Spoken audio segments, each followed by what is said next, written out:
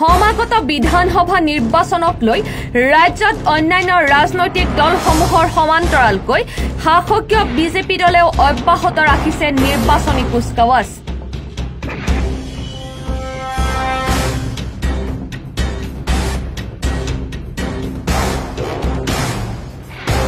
বাক্সা জিলাৰ 63 নম্বৰ চাপাগুৰি বিধানসভা সমষ্টিত বিজেপি দলে পৰিয়াল সম্পৰ্ক অভিযান চলাই চৰকাৰে কৰা উন্নয়নমূলক কাম কাজৰ খতিয়ান দাঙি ধৰি সমাগত নিৰ্বাচনক লৈ প্ৰচাৰ চলায়।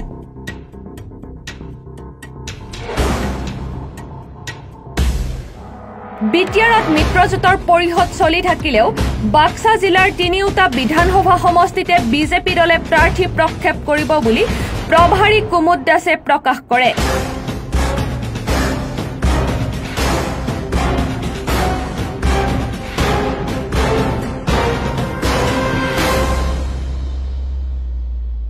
বিটিআৰত মিত্ৰতা থাকিলেও বিজেপি দলে নিৰ্বাচনক লৈ সম্পূৰ্ণ প্ৰস্তুতি চলাইছে বুলি জানিবলৈ দি বিপিএফ দলৰ ব্যাপক খহনীয়া হৈছে বুলি প্ৰকাশ কৰে। আজি আমাৰ ভাৰতীয় জনতা পাৰ্টি অসম প্ৰদেশৰ মাননীয় সভাপতি ৰঞ্জিত কুমাৰ দাস ডাঙৰীয়াৰ নিৰ্দেশ মৰ্মে আজি পৰিয়াল সম্পৰ্ক অভিযান আৰম্ভ হৈছে।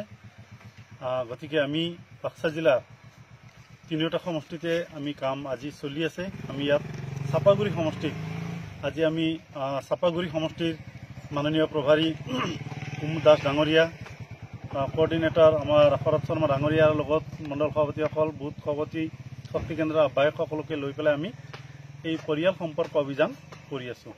লগতে আমি এই আগন্তুক যিটো নিৰ্বাচন আহি আছে, এই নিৰ্বাচনৰ বতৰত যাতে ৰাইজে জানক ভাৰতীয় জনতা পাৰ্টি চৰকাৰে কি কি কাম কৰিছে, কেনেকুৱা ধৰণে ডেভেলপমেণ্টৰ কাম কৰিছে আৰু কি কি আঁচনি ৰাইজৰ মাজত বিলাই দিছে, সেইখিনি কথা সকলোৱে জনাটো দৰকাৰ উচিত।